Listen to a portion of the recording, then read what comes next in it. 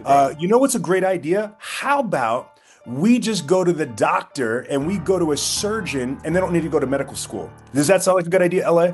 How dare you call yourself a manager when you don't properly prepare your team? First, forget about for themselves, but for your dealer, for your boss. Do we want to accommodate the losers and piss off the winners and push them away?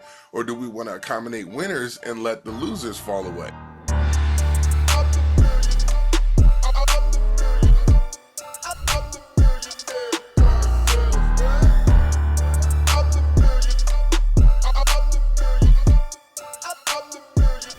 Hey, what's happening, everybody? This is L.A. Williams, Vice President with Dealer Synergy and the creator of the Millionaire Car Salesman Podcast. And I'm telling y'all know who I got with me, the other creator of the Millionaire Car Salesman Podcast, trainer extraordinaire. This man is just absolutely phenomenal. President at Dealer Synergy. Ladies and gentlemen, give it up for my man, Mr. Sean V. Bradley. What's going on, Sean? What up, people? This is SVB, and the place to be is the Millionaire Car Salesman Podcast. And I'm with the co-host with the most, not Beetlejuice, but the blind master, Mr. L.A. Williams. All right, L.A., listen, I need to get some stuff off my chest. Can I speak? Can I Let's do it. go? Let's All do right, it. ding dong, let's go. If you are a manager and you are not training your people, you should be embarrassed. If you're a manager and you're not encouraging your people to train both on their own and giving them ideas and resources, shame on you. Mm-hmm. And again, I want to shame these managers. Like, how dare you call yourself a manager when you don't properly prepare your team? First, forget about for themselves, but for your dealer, for your boss.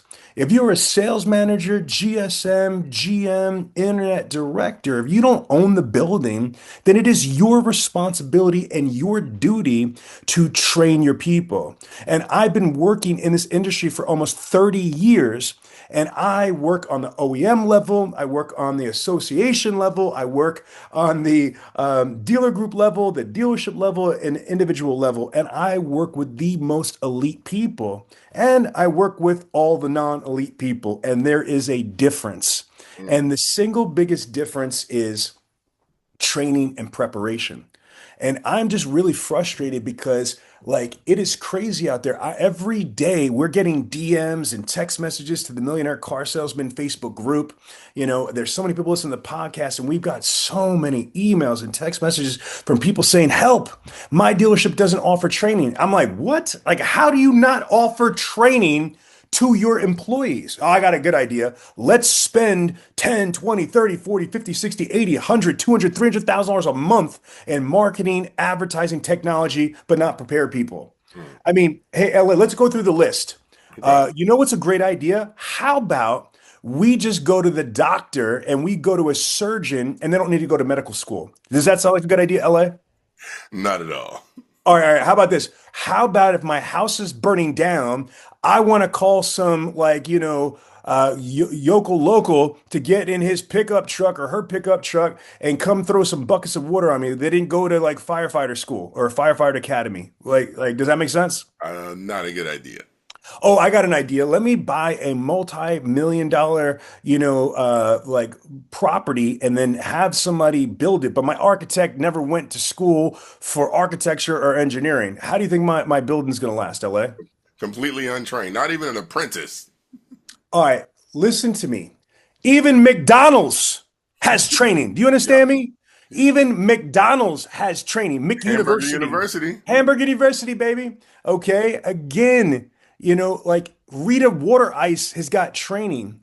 And what I find is that most dealers, not some or a little, most, more than 51% don't have a training program or a relevant training program for 2026.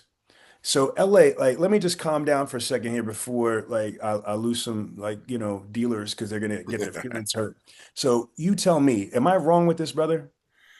I don't think so at all. I think that people are so used to just figuring out life, right? That they think that just came back from a dealership today, and we had a new person there, like, oh, I'm only been here 2 weeks. I'm supposed to make this mistake. I'm supposed to make that mistake, and they're not necessarily wrong. It's just that you don't have to make as many mistakes because there is a training program in place. They just haven't signed you into it. You see what I'm saying? So you got some people who actually have training, but the managers just forgot that, oh yeah, we should get the new person involved in training. What they do is they spend their time, quote unquote, working with the person when they could be spending their time doing what it is that they do, helping folks close deals and letting the trainer do the trainer's job. So, Yeah, LA, I think that you're right. So I want to digress back though to the point that, I don't think that most dealers have a viable training program for 2026. What does that mean? Well, again, you have to have a more holistic approach. Just let's talk about showroom sales for a second. There's so much more to being successful on the floor and selling cars like candy bars than just product knowledge and the road to the sale. If we say that car sales is like owning your own business, if you don't got knowledge curriculum for entrepreneurship, on business skills, how about KPI training? Like, who's training your people on what the key performance indicators are? What is the best way to track, and not just your CRM for the folks, okay? Because CRMs are not the absolute best at tracking individual progress. I'll give you an example. There's 8 ways to sell a car: walk-in, B-backs, internet, phone, prior, referrals, service conversions, the lost art of prospecting, etc. So again, walk-ins, B-back, internet, phone, prior customers, orphan owners, referrals, service conversions, and the lost art of prospecting. There are multiple ways. There is not one CRM in the entire automotive industry that will track all 8 of those KPIs. You have to turn around and track some of that manually, whether it's on a spreadsheet, a scorecard, a dashboard, or whatever. But if nobody taught you about what are the most important KPIs, that's important. And then second, how do I track them? And if I can't just track it in my CRM, how? What type of format? Do I use a spreadsheet? Do I use a Google Sheet? Do I use a dashboard? Is there software? Again, if you don't teach people that, you're screwed. What about time maximization? When you are performance based, I don't care if you're BDC, you're in sales, you're in management, hell, even if you're in F&I, a lot F&I is different. You're mostly packed, right, from open and close. But for the non F&I people, you have to be able to properly time manage and manage your time. And Karen and I like to say, maximize your time maximization, right?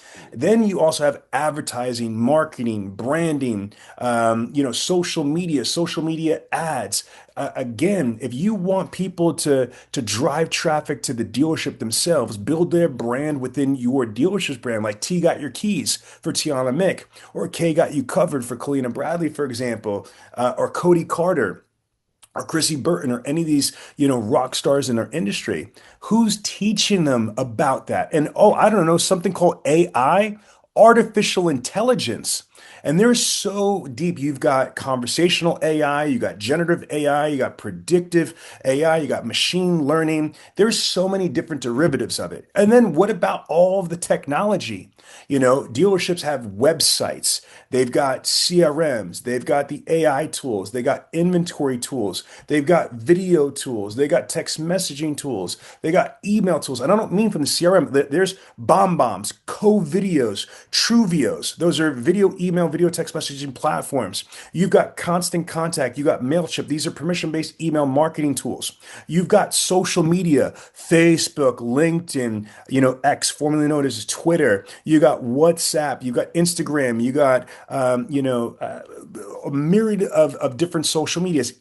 Gary Vaynerchuk from Jab Jab Jab Right Hook, that book, says that each of these social platforms are different. They might sound similar, like Spanish and Italian might be similar, or Russian and, let's say Ukrainian without the fighting, but the language wise might be similar, but they're different. Who's teaching them this stuff? How about speaking, psychology, neurolinguistics, communication skills? LA, jump in. What other like myriad of different topics to make any professional, but specifically an automotive sales professional, successful? What else should they be doing and could be doing? yeah, well, you know what, Sean, I always like how you break it down into four sections, right? You talk about personal development, right? So you name some things that kind of fall under that category, like what I talk about emotional intelligence. Had that conversation over NADA just about a month or so ago. You think about professional development, right? Working with teams. Again, it still may fall on the ladder of emotional intelligence, but I mean, I watched a situation unfold today that literally had to do with just plain listening skills, right? Two people were making the same argument, but they didn't realize it, and so they're having a back and forth conversation. And I had to step in and basically say, "Hey, you're saying the same thing, right?" And then you have what you talked about, training, right? Which is a lot of the things that you just mentioned. And then you also have team building, right? See, all those things make a difference. And when you break it down to those four categories, then I think people can really understand. But let's talk about, even you talked about speaking, which is my lane, but I'm gonna talk about something that's your lane, which is how to properly dress, right? How to make sure that you look presentable and you're not all rickety raggedy, how some people can be. But brother, listen to me. So the bottom line is this: if you're listening to it, there's so many things that a person, just a human being, like whether they have automotive experience or not, could be trained on to so they could do more, be more, and achieve more. But then if you've never been in the automotive industry, then you got a whole nother layer of, understanding about the OEMs, understanding about the dealer group or the dealership or the individual, whether it's franchise, it's independent, new car, used car, CPO, special finance. Then there's different subjects within, just on the sales side of things, acquisition, trade-ins, credit application. There's so many things, but we get mad all the time. Oh, this person sucks. That person sucks. This person can't close a sandwich. Well, like, you expect so much. Just because if someone is an owner or whatever, doesn't make them better than anybody else. But what happens in our industry, LA, is when somebody gets promoted, they forget what it was like when they were a salesperson. Hmm. And for whatever crazy reason, for most managers, and I'm talking about 30 years of experience here, 22 as the owner dealer synergy, stop training when they become a manager. They'll do whatever the dealer makes them do. If Hmm. they got to go a product knowledge here or sit into that. But they really, the vast majority of managers, they're not proactive. They're never spending as much time in training platforms or classes, and damn sure not self-educating because they're too busy at the desk. They're too busy at the dealership. They got no time for personal development. They got no time to train. It is crazy to me. We have so much information. And here was even crazier, LA. We are living in the information era. We are right now in the most incredible evolution of human history. Okay, right now with artificial intelligence knocking on the door of super intelligence. And then you have, all the stuff from Google and all the research. There's so much information, but we're expecting our people to know everything and be great, And so I would say that dealers need to get a training platform because, and then here's the reasons why people say, "Oh, we don't need that because I got a sales manager, this is their job." Really? Really, do you though? Because here's the thing, just because somebody is a sales manager doesn't make them the best trainer or curriculum development specialist or communicator. Do you understand what I'm saying? Desking deals and being a sales manager is a completely different job description as an educator, as a trainer. Again, do they know how to articulate to people that are kinesthetic thinkers and learners? Do your people understand how to articulate and communicate and convey, an auditory thinker or a visual thinker, or even more complex, a hybrid thinker? Probably not. And so, again, if I'm a dentist, don't make me go do heart surgery. Just because I've got a doctor, prefix to my name, Dr. Bradley. Okay, there's a bunch of different doctors. There are people that can't make money right now in this economy and they're not prepared right. Cody Carter just broke the Guinness Book of World Records last year, sold 1,799 units. in 2025 and made over $1.5 million. And oh, that's not real. Google it, guys and ladies. It's real. And before that, in 2017, Ali Reda broke the Guinness Book of World Records at 1,582 units. And 44 years before that, okay, a guy named Joe Girard did it at 1,400 and something. I know my history because I'm about this life. And it's sad to me that people come and go and they're broke because they're not making the money. And you know, it's a shame. Sales managers and GSMs get paid over the whole team. Hmm. So again, it's not like they are judged on just their performance.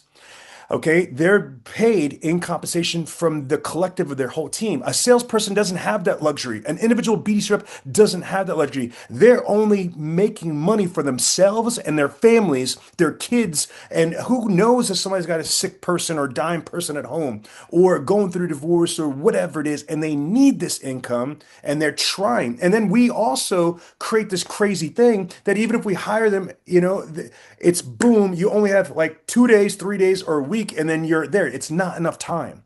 So Hmm. the takeaway for this segment right here is you need to provide righteous training to your people. And it needs to be real. And we'll go into what that means in a second, but you need to provide training, one. And second, you need to provide the right amount of training. I can't go through medical school, in 30 days. Do you understand what I'm saying? That doesn't make any sense. You can't be a Navy SEAL in 2 weeks. Hmm. You can't. You cannot turn around and be an astronaut, a real one at least. I mean, maybe you could go to Disney World and you could go into like the Buzz Lightyear thing and you could pretend to be, to the moon and beyond or whatever it is, but you're not a real astronaut. You can't do that in 3 days. So why the hell do we expect an automotive professional that's supposed to know product knowledge, the road to the sale, inbound, outbound emailing skills, inbound, outbound text messaging skills, inbound, outbound social media skills, DMing and stuff like that, proper voicemail skills. Again, objections, rebuttals, how to qualify a prospect, identify wants, wishes, expectations, meet them and exceed them, how to, really crush walk-ins, how to handle B-backs, how to handle prior customers, how to work orphan owners, how to work the service drive, how to turn around and do data mining, equity mining, lease retention, how to work with prior customers, again, how to turn around and, generate your own referrals and referral agents and how to generate prospects, how to build your brand within the dealership's brand, how to leverage the community. My gosh, there's so many different things to learn, but we're just expecting them to be great. Expect them to be great. Just come on. And then we beat the shit out of them on the floor Hmm. and we embarrass them until they're, it's just a shame, man. It is a shame. And then if you do have training, like LA said, it's crazy to me, crazy that if you have a training program and you forget to enroll your people Hmm. or you don't monitor it. Let me just tell you a little hack, guys. I have a product called Bradley On Demand. I've got thousands of rooftops and tens of thousands of automotive professionals and BDC reps on the program, OEMs on the program. And you know what we do? We have a watchdog report. And in there, it doesn't just say how many times, let's say, a salesperson or BDC rep or manager logged in. It doesn't just say how many they passed. It also tracks the fails. You know what happens? What we do, because we care, and I'm not even the dealership, I'm the vendor, and I care. So what we do is we'll turn around and say, let's say LA's playing around. LA's logged into the training portal, and he's got, let's just say he's passed 85 training modules. Each module's 5 to 6 minutes. Oh my God, a basic weak ass manager, like, oh my God, LA, great job. No, a real manager like myself, what I'm going to do is I'm going to turn and take a look and be like, LA, you got 85 modules passed. Yeah, boss. Yeah. Well, can you explain to me why you failed 125 modules? Yeah, brother, I'm looking. You know what that tells me? Hey, and there's a pro tip. So if you have any video on demand training, tracking, testing, certification, whether it's Bradley on demand or Cardone on demand or whoever else on demand that's out there, remember this. Watch how I respond to that if this was LA. Hey, LA, you know what that tells me? That you failed 125 because I know you're intelligent. This isn't rocket science stuff that's here. This is automotive training, right? So then that tells me either A, you think I'm stupid, that you think that I'm not paying attention, and all the money that me and the dealer are investing in your personal development and your education so you could be the best version of you for yourself and our company and our, most importantly, our clients, you're basically not taking me seriously. So you're probably just pressing the play button and then guessing the questions. Okay, that's the first possible answer, right? Because again, if you're just pressing play and just guessing the answers until you pass them, it doesn't matter how many you fail if you don't think somebody's paying attention to that, right? So I'm going to pay attention to see how much you're failing and passing. The second reason might be that, hey, you know what? I really do want to learn this training, but I don't have headphones. Sean, does that really happen? People, you would have no idea how many freaking dealers that I could tell you right now, like I swear to God, not even exaggerating, that they want people to log on to the computer. There's no headphones. These poor people are reading captions. And if LA worked for you, he's screwed because he's blind and there's no braille, right? So again, this is real stuff. Next thing though is this.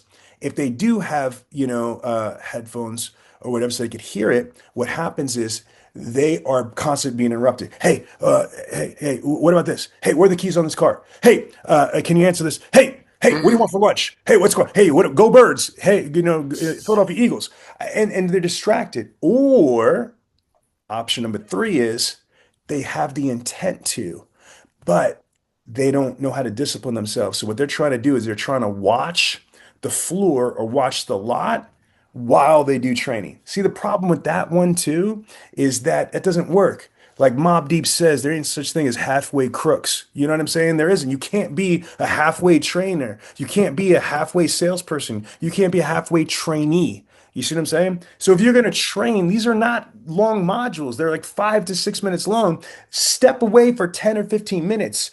Go away. Go if you can in a different office if you have to go in your car, but lock yourself away for 10 or 15 minutes to do 2 or 3 modules. Do you see what I'm saying? LA, can you speak on this? Absolutely, man. I tell you all the time that training is like bathing. If you don't do it every day, eventually you'll start to stink, right? And here's the other challenge, right? If you were bathing, you're in the tub and you got the bubbles and everything like that, and somebody rings your doorbell, are you going to jump out the tub and go answer the door? No, you're probably not, right? So why is it that when I'm training folks, right, all of a sudden somebody, like you said, tap them on the shoulder, they're like, turning around, so, handling it, talking, trying to, oh, I'm sorry, Ellie, I was distracted. Okay, you got to put up a sign. You need to, throw up a gang sign, whatever you need to say, a training sign. Hey, I'm training right now. Like, do not bother me, right? So these are the challenges. And then again, you have people who know that people are training and they'll still come and bother them. It's because training is disrespected not only in the dealership but in the entire industry. But here's the thing: there are stores where that's not the case, and it always shows. The folks who really pay attention to training and always, like doing it and making sure people get it done, man, I'm telling you, it shows in their numbers. Why do you think there's folks who are at the top of the leaderboards and you got some folks that's at the bottom? Well, training got something to do with that. And LA, on this Zoom that we're on right now, Hmm. there's vertically it says cameras must be turned on. Folks, I as a trainer at my level, Hmm. again, like some of my clients don't like this, but I have it in our agreements that we need to put the cameras on for Zoom. And these dealers are trying to tell me in 2026 with the gazillion dollars there, I don't have a camera. Stop. Like, first of all, like why would you even say that you don't have a camera on your computer? Why would you not equip every one of your computers with a freaking $10 HD webcam so they could communicate internally, or they could communicate with video, or they could communicate with their prospects? I have no idea. So I make sure that if I'm going to do a training, everybody's got to turn their cameras on. Here's why. Now, think about this for a second. I don't know any other vendor that makes their clients turn the cameras on for training.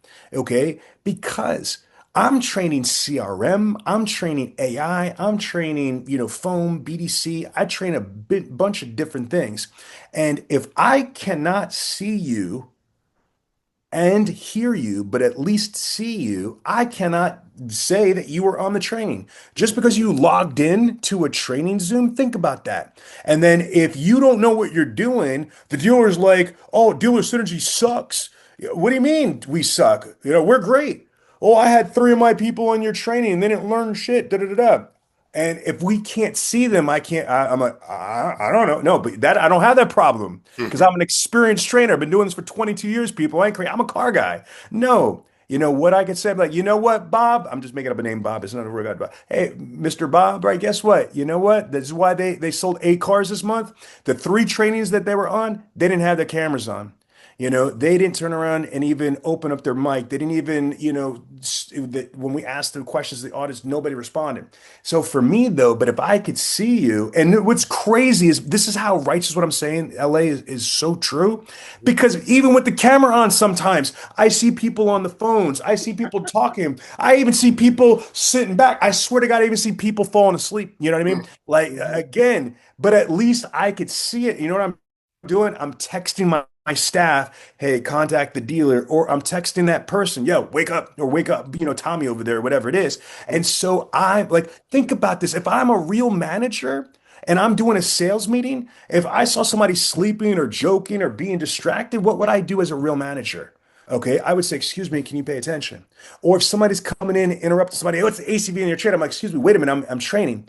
I could be a real manager. You see what I'm saying? If I could see what's going on and I could manage the situation accordingly. But if I'm on a Zoom, doing a Zoom training or Zoom walkthrough, and I can't see or hear anybody on there, then I don't know if they're paying attention. And if they're not paying attention, how are they going to learn from what I am paid and I am held accountable to teaching? So if I'm going to be paid on something, and if I'm going to be held accountable to it, oh, you best believe I'm going to ensure that I've got your undivided attention, or you're not going to get counted in for training. Now, LA, how do you feel about that? Because I got some clients that don't like to be held accountable, some of the salespeople, but even some of the managers. Yeah. So, how do you feel about why I feel so passionately of making sure that not only our clients, but I'm going to give this tip to everybody that's listening to this. If I'm a manager or owner at a dealership, whenever you have a vendor, and some of these lazy ass vendors from your CRM companies and your lead source provider companies, your tech companies, they don't care if your people are learning or not. They're just going to go run through their little PowerPoint or whatever. LA, what do you think about this? Yeah. Well, the bottom line is that winners love accountability. Winners love a high bar. Winners, these are things that winners just they're attracted to that type of stuff. See, losers are the ones who don't like accountability, right? That losers are the ones who want the bar lowered to kind of make things okay, make it okay to have cameras off, make it okay to not respond when people are having conversations. So then we just got to decide as leaders, do we want to accommodate the losers and piss off the winners and push them away? Or do we want to accommodate winners and let the losers fall away? So it's very, very simple. I don't think, you know what I'm saying? But we just have to make a decision as to who we want to satisfy. Earlier, I had somebody tell me, because, we teach, make sure that you set appointments on the quarter hour. Why? Why? Because 34% more appointments keep that are set on the quarter hour than the hour and a half hour. And then somebody said, well, the salespeople like it on the hour and a half hour. Okay, so do they want their feelings? Do they want to feel good because they like the time and what it looks like? Or do they want more people that they can actually have an attempt to sell a car to, right? So it's like, I'm not worried about how someone feels about the situation. Now, I'll have a conversation with them. I'll attempt to coach them up and all that good stuff. But if you still got the improper mindset, well, then I can't work with you, right? We're going to have to do something different. We're going to have to go, I'm going to need you to go that away. So these are the types of things that we got to make sure that we're paying attention to. I had, Brian Johnson, who is the literally the GSM of the Lums GMC Chevrolet. They just got a Chevy Point in Oregon. He just called me up tonight, YLA, to turn around and say, hey, listen, at the dealership, I always love when my clients tell me when my people did good. So I got to just tell you, Sean, you and Dealer Synergy crushed it with this training. I'm like, oh, tell me more. What happened? This literally happened tonight, guys. I'm not even making this up. And he says to me, Sean, I hired 2 people. I hired a lot guy. The only training was your Brad and Demand, training, your video on demand training, tracking, testing, certification platform, and with the AI role playing. He's got 15 cars this month, and today is the 23rd.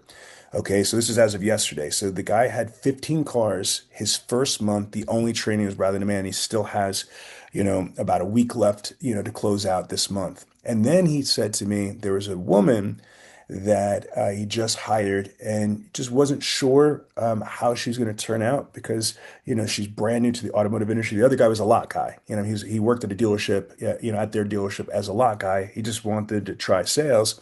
This woman was never in the automotive industry, so he wasn't sure how it's going to go. She has 9 cars delivered LA in the last 10 days. Do you understand me? And, so this is just from our Bradley On Demand, which is the world's largest online training platform with 10,000 interactive training modules on all those subjects I talked about earlier and much more that are on there. We have the top people in the world, like Cody Carter, the gentleman that broke the Guinness Book of World Records, and Ali Reda, the gentleman that broke the Guinness Book of World Records before him. I've got their, training curriculum, how to sell cars like Cody Carter, how to sell cars like Ali Reda. Those are the two best car salesmen that have ever lived, and they're both on Bradley On Demand. In addition to that, we've got the top managers, top dealers, etc., that are on there. I've got a ton of other nationally famous trainers and consultants, everybody from Tom Stuker, Jonathan Dawson, Joe Webb, Jim Ziegler, and just so many of the top people are in there. All my conferences are on there from the IS20Gs and all my NADA, all my digital dealer stuff. It's just packed with so much information. And then we have all of this AI. So the reason why I'm saying all this stuff is training whoever you use. Obviously, I think I'm the best at this, but if you don't have Bradley on Demand, whatever training that you have, something is better than nothing, and barely, but it is better than nothing. You need to be embracing your training, partner, your training curriculum, and you need to be, in it. If you're a manager, right, LA, shouldn't you know what's in the training? That way you can ask questions with your people. But if you're never logging into the training that you're telling people, how are you going to know that they're doing it? And other than whatever a little report said, you can't have an intelligent conversation. And think about what message that leaves to your people. If my managers don't use this shit, and I said shit because that's all it is. If the managers don't use it, if the owner doesn't care about this shit, why should I care? Oh, because they're forcing me? Okay, let me just do the bare minimum because if this was any value, why wouldn't they do it? Why wouldn't they drink it like Kool-Aid? LA, talk to them.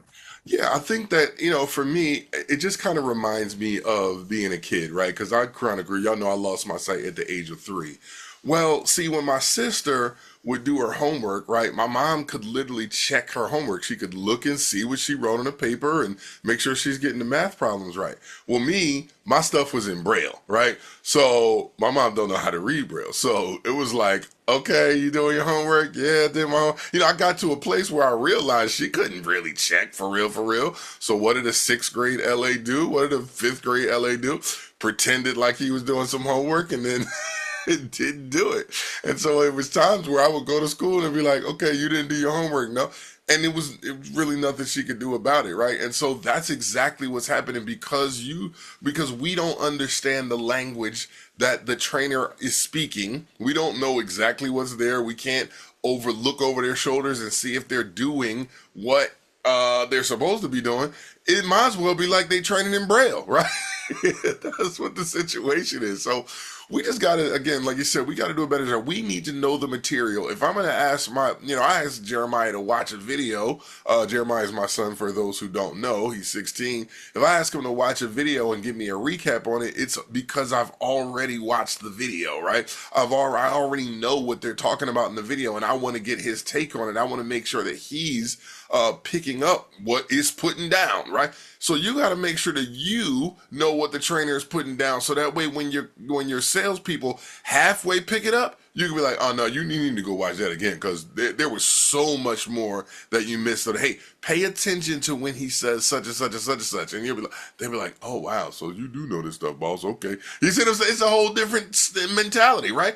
We got to understand that there's 5 different levels of leadership, and I won't go into them all right now, but there is something called positional leadership, and sometimes that's all we kind of have around here in the automotive industry. We got to make sure that we raise our level of leadership to include doing something for other people, doing something for the organization. Like there's got to be other levels of leadership, because otherwise, if you're just a positional leader, I promise you, I don't even know if I really put that in the category of a real leader. Man. All right. So here's how I want to transition on this. All right, LA.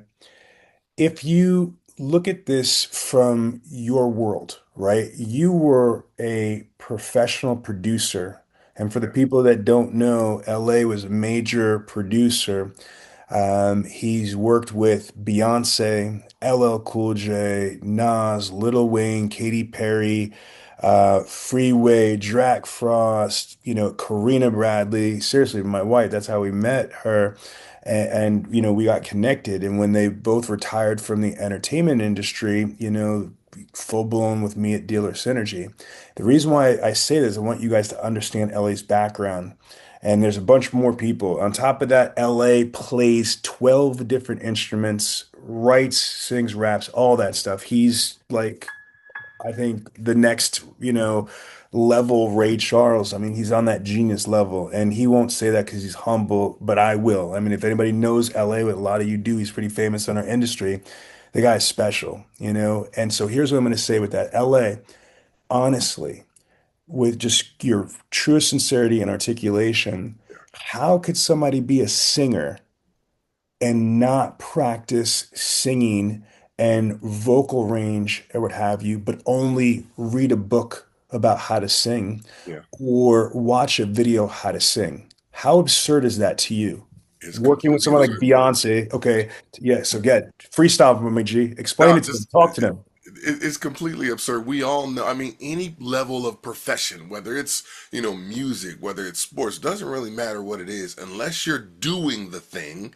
Then you don't know how to do the thing, right? It just is how it works. So you can understand the theory of it, but that doesn't mean that you know how to actually do the thing, because there are so many lessons that come. Like you learn about your voice as a singer. You learn, kind of what that range is, the key that you sing in the best. You learn, what the top range is, what the bottom range is. You learn how to do certain runs. You learn how to do crescendos with your voice, which is, kind of increasing the volume of it. You know how to put I'll give you one big thing. All right. So in the music industry, I tell people you can't start words like with vowels. You can't just say I or a. You got to put a little H on it. But I promise you, you're not going to know that just from reading that in the book. You don't say I will always love you. It's hi, right?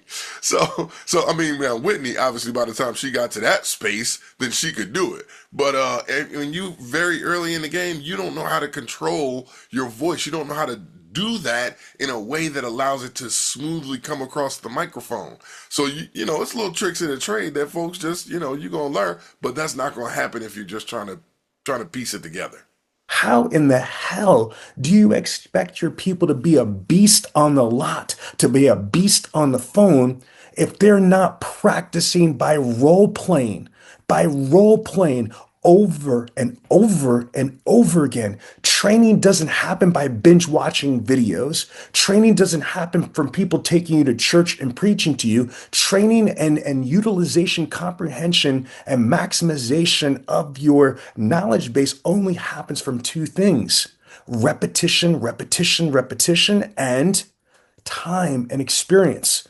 The more time and experience that you're doing something consistently, correctly, it's going to evolve. So my point is, If all you're doing, if all you or your employees are doing are just reading some articles or some, blog post or whatever on training their best practices, or if you're watching videos or you're going to a show, like, like a conference, whatever, but if you're not role playing over and over and over and over again, how are you going to get good? Forget about even great. How are you going to get good at something? L, am I wrong? Now you're absolutely right, and you've heard us talk about this before.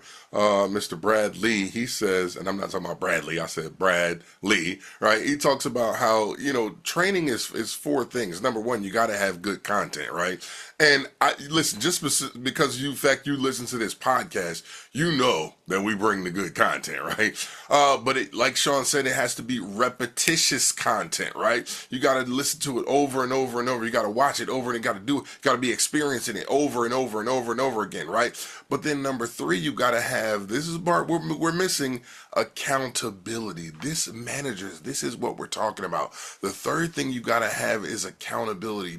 People, again, because don't grow up to be like, they don't have that training to be a number one draft pick. Nobody really has that idea of what's that's like to be a first round draft pick, right? Everybody else is like, second, third, fourth, fifth, undrafted free agent type of character, right? They don't have that level of what it takes-ness. Yeah, I just made that word up, right? So then lastly, you got to have practice, and that's what Sean just talked about. Practice, drill, rehearse, putting that time in, right? Putting in the work. So if you don't have those four elements, then I promise you don't have a training program. You maybe have an exposure program, right? Just exposing people to information. But it's so interesting because I watch people and they be like, oh yeah, I know that. And I go, oh, break it down to me. No, you don't know it, right? And so we got to realize that, amateurs will practice something until they can get it right, but professionals practice something until they can't get it wrong. You've heard that before, but we need to put it into what? Practice. So let me just solidify what point I'm trying to make on this thing is if I am spending all of this expensive money for what? Personalized education and information structured so I get it perfectly over and over. If I could turn around and not waste money, because I don't waste money, people. I really don't. I'm smart. I don't mind spending money, but I hate wasting it. So why am I not just watching videos or going to seminars or going to UFC fights and just taking it in? Why am I doing this? Because I understand. I'm an educator. I'm a trainer for, almost a quarter century. I've been training, hundreds of thousands of people. And I know this is that no matter how good we think we are at something just by information or thought, oh my gosh, when you create that muscle memory, that reflection from doing something so much at such a high level over and over again. So again, what I'm saying to you about this is if you're not role playing training, objections and rebuttals, back and forth, I don't know what you're doing. So, LA, I want to, as we close out the show, I want to talk about why this is important. Yeah. As a training company, I've spent millions and millions of dollars. Our content library is over $7 million. That's what 10,000 interactive training videos cost to make, over $7 million, right? Then you look at the new AI that we've got now in the product. It's costing, literally hundreds of thousands of dollars, for all of the AI stuff to be built and to be able to be customized. So for us, there is no other training company that I've ever seen that has anything close to the AI role playing. I know that some of these call tracking companies say they've got, AI role playing. That's from a call tracking company, not from a real training company that actually is going to elaborate, you know what I mean, with detail, structure on the knowledge base. There's a difference of training versus call monitoring or call tracking. So, for us, what I find interesting about this, I've never seen the level of AI training. Okay. We are the pioneers at this, right? by far. If you take a look, and a lot of our clients who listen to the show, they know what I'm talking about. We have a whole AI role playing section, and we've broken it down. Her name is Jessica for the level one, right? It's Jessica. So Jessica is been programmed with 27 years of dealer synergies, knowledge and information for the knowledge base. All of the objections, rebuttals, the processes, and then all of the data that we have from all of our clients for the last 22 years in business, the good phone calls, the bad phone calls, the objections, the rebuttals, the stall points, all that data is programmed to this. All that experience is programmed into our AI knowledge base. It's crazy. And so now we have the ability for inbound phone up role playing, Yeah. outbound phone call follow up, like an internet prospect. If let's say LA went to TrueCar.com to submit a purchase request, if I was making that internet callback, from an internet prospect, right? Yeah. That then it would be an inbound special finance phone up, and then an outbound special finance lead follow up. Then they're like those are live and it's crushing. We're having people go through it. And then afterwards, there's a scorecard that, basically reconciles the, quantitative and qualitative measures of the phone call. Plus, it tracks the overall score, strengths, weaknesses. It tracks, words per minute to make sure you're not talking too fast or too slow. It's tracking actually and ahs and what they're called filler words. And then LA, what else does it track? So one of the other things that it tracks is it's beginning to track tone and inflection, which to me is one of the more impressive parts about it. Absolutely. And so, again, the point is this. You have the ability out there, whether it's with my technology or whatever you find, right? But you need to be training your people and you need to be training them with the most current, up-to-date information, tactics, data, strategies, KPIs. You owe it to yourself, your clients, and your team to be able to do so. Hmm. But my God, folks, if you're not leveraging AI, AI is all over the place. AI CRMs, AI this and that. Well, guess what? You should be using AI like Tony Stark from Iron Man uses the Iron Man suit. Use AI to be able to really train your people unlike we've ever been able to train. I've been a trainer for 22 going on 23 years, right? Holy smokes. It's a long time. And guess what? This is the first time where trainers are able to really, with this type of technology, take their education information to the next level. Because before this, unless we were there on site or over the phone or Zoom, and where we can't actually role play with you at our expert level. But Hmm. if we could clone our AI in our image to be even smarter and learn more than us as the originators, I mean, my gosh, that's crazy. I love, between me and you, I love going through my AI. It's like I'm battling myself in ping pong with myself, like in the Forrest Gump pace, you know what I mean? Like back and forth, back and forth. And it's amazing for me. Iron sharpens iron. So anyway, as I close out, AI is the most incredible resource I've seen to the, education and retention and training industry. LA? Yeah, I mean, 100%, man. That's what this thing is all about. I think if most people would realize that we're living in an age where I love about the AI is it doesn't get tired. See, so many times, you got to get your wife, girlfriend, boyfriend, sister, cousin, mama, somebody to help you. Hey, can you role play with me? Can you role play with me? And eventually they go, how many times you gonna want to do this? It gets on my nerves. I'm tired, right? Well, the AI doesn't get tired, right? It's one of those things where it'll keep going and going and going, right? For as long as you want to go. And so that's the thing about winners. Again, it allows you to tap into areas that normally would be dependent on someone else doing something for you. So, I mean, I ain't saying we shouldn't depend on one another because it always, that's always going to be the case. I think humans play a unique role. However, man, AI can do its part, and I'm gonna let it. Well, listen, let's wrap up, my brother. Again, I know that was animated. It's just that I'm telling you, I get all these DMs and all these text messages from people that are struggling. Hmm. They're stressing. And then it's crazy. I got so many of my clients that are successful and crushing it. Like I feel bad for a lot of the people in Oh, our heaven. industry that don't have the information or the knowledge, or it's just a shame. Yeah. So again, I just don't give up, people. That if you're in that situation, DM me. I'll see if I could try to help somehow because I'm telling you, there's so much money, there's so much opportunity in this industry, so much. Absolutely. We I just love got how to be plugged up together. 100%. I love how you say it, Sean. You're always like, hey, my job is to get the information from the people who have it to the people who need it, right? So, absolutely phenomenal, y'all. Listen, I always say you are the average of the 5 people who you spend the most time with. And you've just been spending time with L.A. Williams, the blind master, and the one and only Mr. Sean V. Bradley, CSP. It's your turn. Go out there and be a millionaire car salesman. We'll talk to y'all later. Peace.